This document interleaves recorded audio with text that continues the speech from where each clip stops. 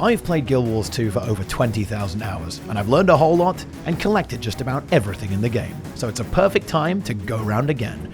Join me in the adventures of my completely fresh account known only as the Microtransaction Enjoyer, on the quest of obtaining and unlocking everything in the game, from legendary gear and mounts to living world story episodes, maps, and ultimate gem store quality of life, purely through efficient and somewhat sensible gameplay.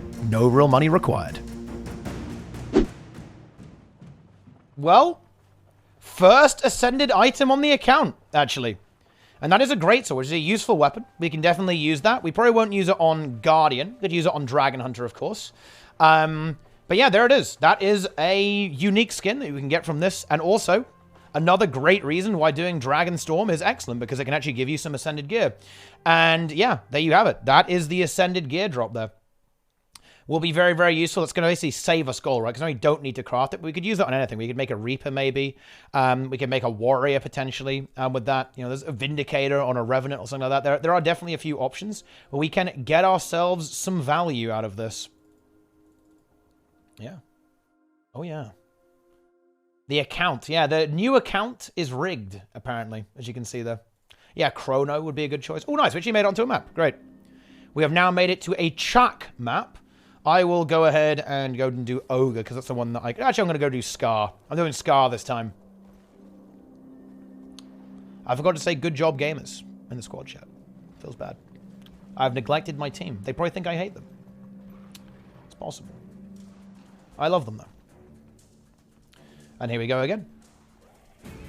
Okay, oh, man. Yeah, basically on this lane, we basically constructed a machine that will interrupt the bug at pretty frequent intervals. It's actually interrupting all of its good skills right now, so it's working out very well for us.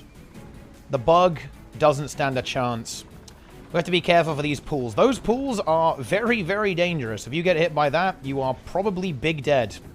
So definitely watch out. We're just going to try and give people as many boons as possible. Oh, that's a slightly annoying charge direction, because as you can see, that area attack is going to encroach on our territory here, so it's going to be quite difficult to maintain damage uptime. But this is like a really big tip here. If you see what a lot of the players here are doing, you can see that what we're really trying to do as well as we can is keep attacking. We're trying to be in position. Oh, I was a bit too greedy there. We're trying to be in position so that we can actually hit the boss as much as we can. Right, so even when it's attacking, when it's moving, we're going to try to be positioned so that we can not get hit by its attacks and continuously do DPS. This is like the biggest thing that's going to affect your damage output in Guild Wars 2, is how much are you actually attacking? Are you in range? Are you actually landing your abilities? That's going to be the thing that will determine how effective you are. And a big part of that is positioning and understanding where you can be standing at any given time. Right? Where's the spot where you're not going to get completely deleted by a giant bug? DPS uptime. And yes, always use spells. The number one thing that comes up when players are learning the game is that they don't use their abilities fast enough. There will be like big gaps in their ability usage, and that is going to significantly reduce your damage potential, right? Well, or your healing potential, or your anything potential. Whatever your build is doing, it's going to be significantly reduced. So watch out for that one. Let's go. Big damage. We don't have perfect boons here, but as you can see, that's not going to be an issue. We actually may not be able to kill it in one go here. In fact, it appears that we will not be able to. We can stab up to avoid that charge. So we're just barely going to miss the DPS check here. Doesn't matter, though. You actually have... this is kind of like how the game has been a little bit power crept. You actually have a lot of tries to do this. So it's 4% after one phase, but we actually have another... I think you can get 3... Wow, I actually can't remember how many tries you have because it never comes to that anymore. I believe you get 3 tries to do it. You have to do 33% of its health in each little mini burn phase. I think, anyway. It might even be 4, actually. But yeah, it's been such a long time, actually, since it's ever come to that because of, well, power creep and obviously people getting better at the game, that I actually can't quite remember. But there you have it. What have we got here? We have a good question to answer. What if I can't land my skills in an expedited manner? I'm slow at ground click spells. So we need to figure out why that's happening. Are you clicking your skills or are you using a keybind? Do you have it fast with range indicator on? That might help you do it a lot quicker, right? Are your keybinds good? Are they hard for you to reach? Are you struggling to hit those in time because they're weird and they're causing you some problems in that regard? These are all the questions you got to ask yourself, because you are absolutely capable of improving your speed. It's just a case of identifying what the problem is and then attempting to address it. Hooray! We did it! Right, it's squad time. Here we go. Strike missions. I will do a training run. Here we go. Right, it's going to be... wait, I think, what do people say? They say, Mytrin plus Unka NM. Let's go. Cozy strikes. Nice, let's do it.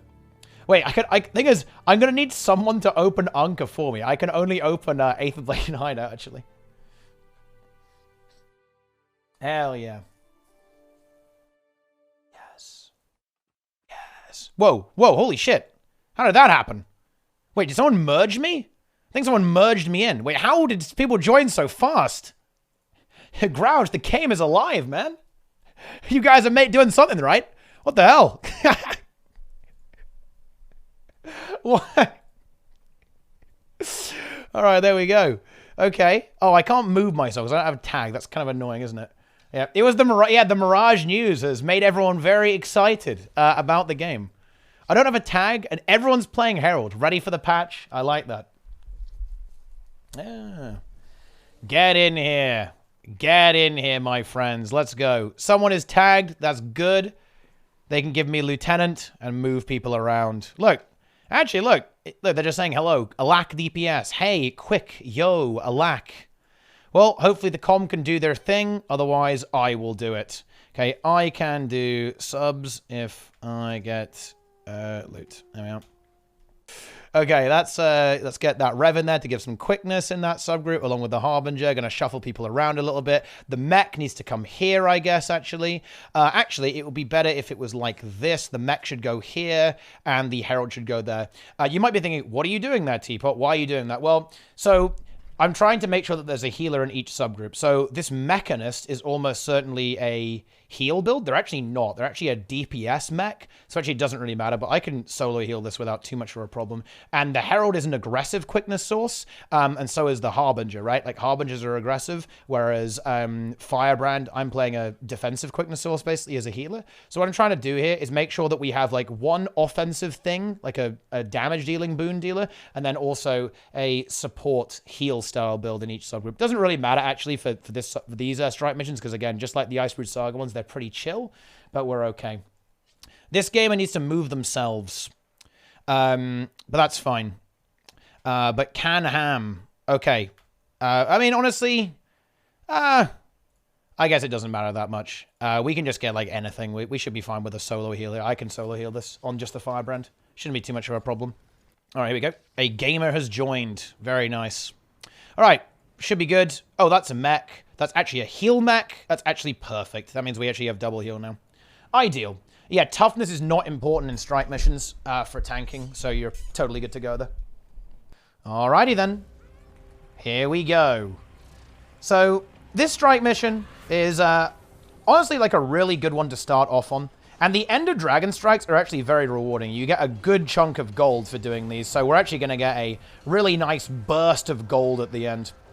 This one's, again, very straightforward. There's a little bit of a fun, almost like puzzle-style mechanic that we have to work on a little bit later. But other than that, it's actually very, very straightforward. Basically, just hit stuff, hit the boss, try to avoid the orange, have a good time. That's basically how this one works. And here we go. We get into the split phase here. If we want to make the boss vulnerable again, we just have to beat down these little ads here, as you can see. The little phantoms are going back on the boss. I have a guide for this. In fact, we have a guide for all the strikes on our website. Ha! Should definitely go and watch that. Okay. I'm just pressing random buttons. It's a little late. I'm a little tired at this point. So now we go into another split phase here. And this one is a little bit spooky. We're going to have this spread mechanic. And this is where you're going to start getting introduced to a lot of the kind of common strike mechanics that you're going to see here. So one thing that you'll see a lot in strike missions, particularly in Ender Dragons, is spreading, right? And you can just spread out. Spread out to avoid that. Green circles mean you've got to stand in the green circles, otherwise something bad is going to happen to you, right? There's a lot of these things that are very standardized in strike missions, and getting into these early ones on normal mode are a great way to start your journey on understanding how strikes work. This is something that ArenaNet made a really big effort to do, actually, is they tried to make telegraphing in PvE content to be very consistent, right?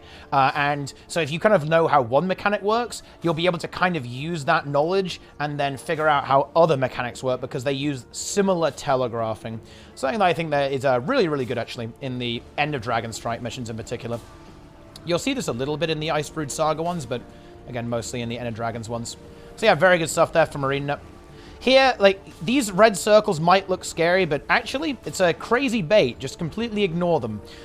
They don't do very much damage, and you can just stand and overheal them. And yeah, they won't do anything to you. That's it.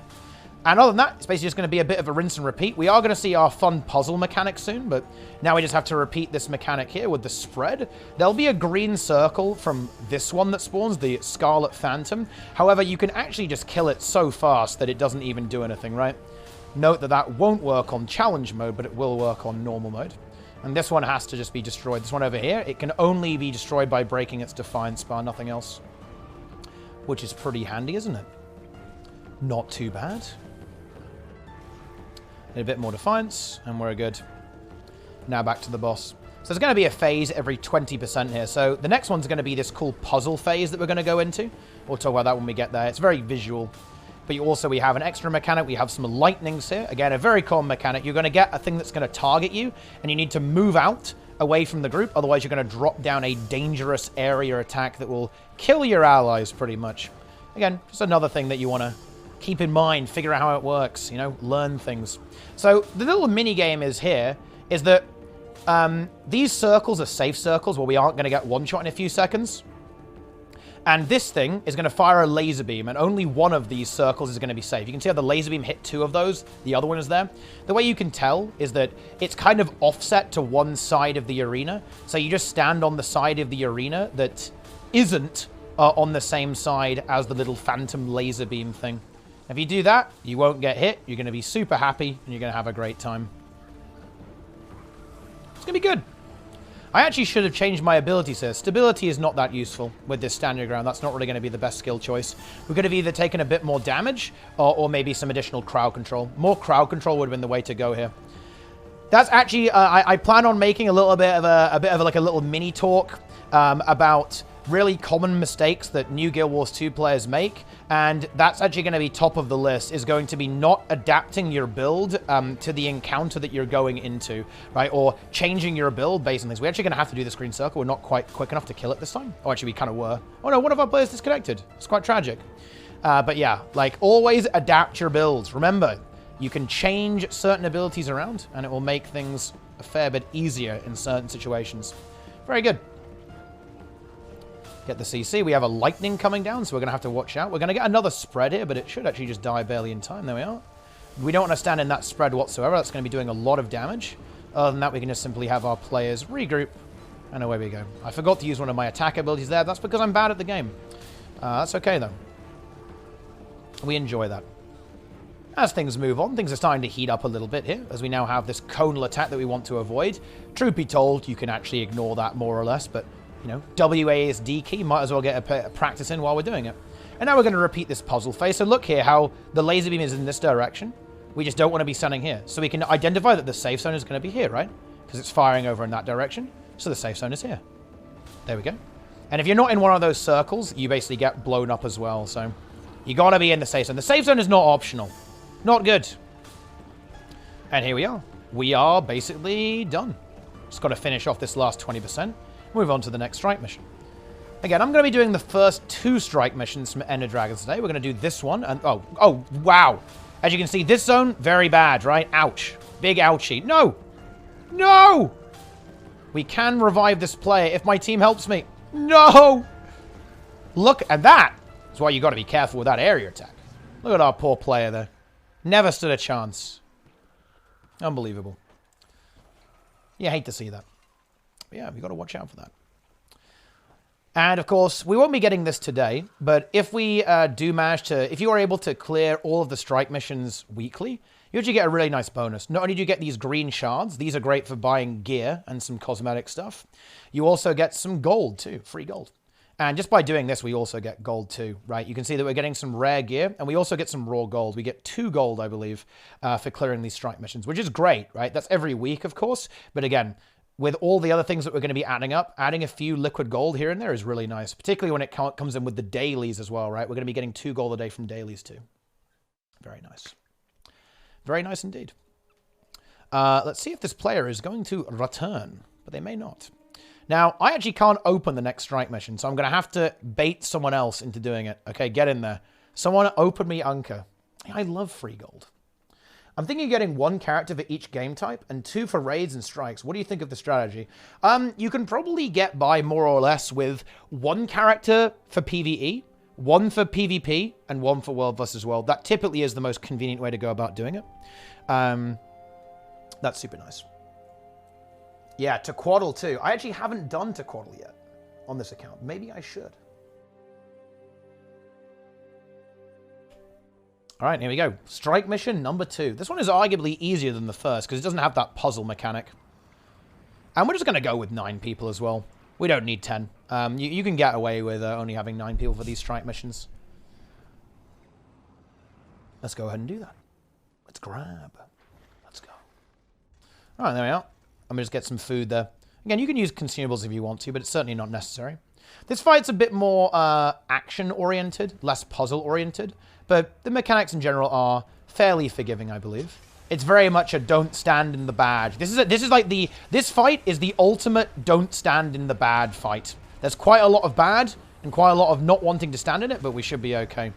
So here, this is another very common mechanic in strike missions. Players get targeted, and again, we're getting that area attack, just like before that we saw in the previous one. These leave these fields, don't touch those. And now we have some little expanding area attacks. These are little quaggons, fish people that will explode and do heavy damage. Need to make sure that we're just reviving people there. Keeping everyone healed up.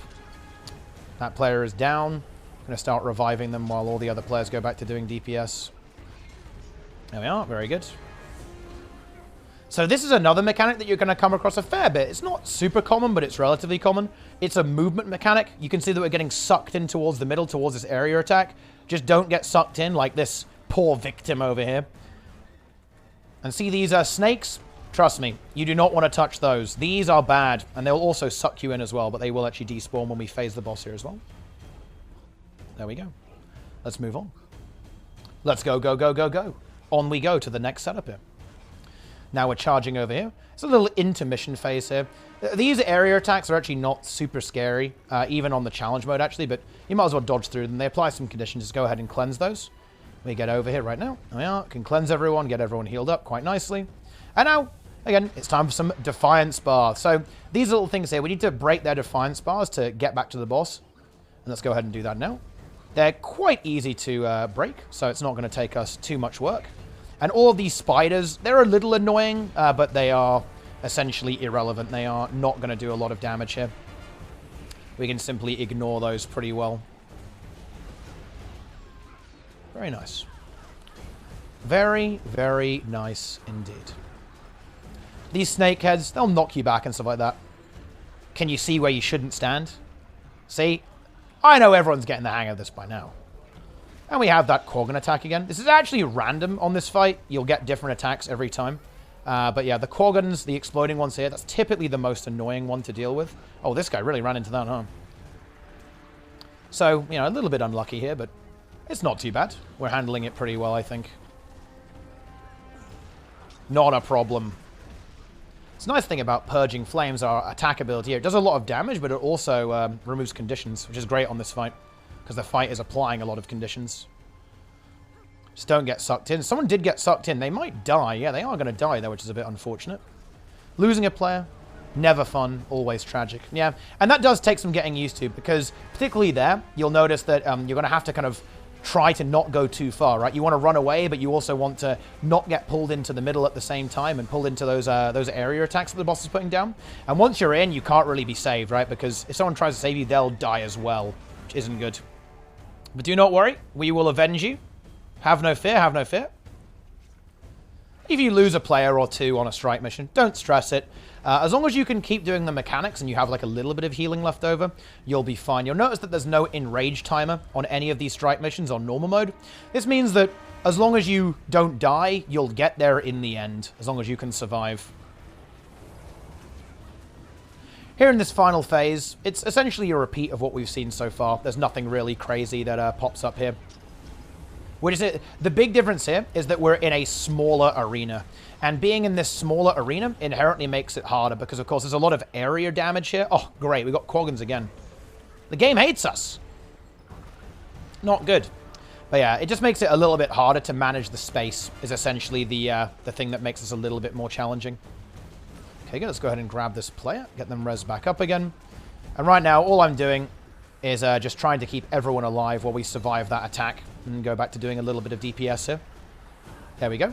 And now we're going to get a repeat of that Defiance bar phase. We have to go over here and try and crowd control these. We are a player down, so that might be a little bit difficult, but we should be fine. The bars are fairly weak. And there we go. We got it already.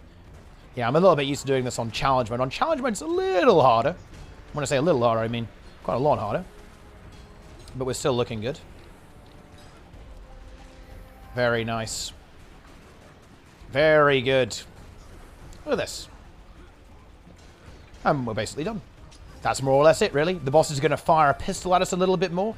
The boss will try and kill us with maybe one more hallucination attack. And potentially a pull attack. Here we go. It's going to be this pull attack. The only difference here is that the boss is actually going to do something funky here. The boss will teleport. So the direction we're getting pulled is going to change. So we have to be quickly ready to react on our keyboard to make sure that we're able to not get sucked in. Everyone was able to survive, which is really good. I completely missed my Purging Flames. Let's not talk about that. That's why you have your cursor on the, you know, on the high visibility mode. And there we go. Job done. There it is. Very nice. And you can see we get 2 gold and some shards. Now, it's worth talking about these shards. I previously talked about this a little bit, but we can trade these shards in for ascended gear. So doing these strike missions on a weekly basis is great for just slowly working towards our ascended gearing goals, and the same with Icebrood Saga. We'll see here, we have these blue shards from Icebrood Saga and green shards from Ender Dragons. Both of these can be used for gearing up our characters and progressing our account. This is actually one of the best things to be doing, actually, is doing daily and weekly strike missions. I am not going to do the actual daily Ender Dragon strike today because I believe it is actually... I believe the daily strike mission is actually Kaineng Overlook today, I think. And I think that's a little bit of a step up, so we're not going to go ahead and move on to that just yet. I don't know what... Oh, yeah, there we go. Daily strike mission. Yeah, it's Kaineng Overlook. We're not going to go ahead and do that today. And basically, every day, there'll be a daily strike mission where you get even more bonus rewards for doing that, including some more shards. Very much worth doing. But again, I'm going to be keeping this very, very chill today because we're still very much in the early stage of the Zero to Hero account. I don't want to go into really challenging content that's going to step up too early on. We're going to stick to stuff that's a little bit chill. Very nice warm-up. Wow! We have put in some insane work today, guys. Oh, I think that's because of the Ascended drop we got. Okay, so we started today, gamers, at around 130 gold in account value.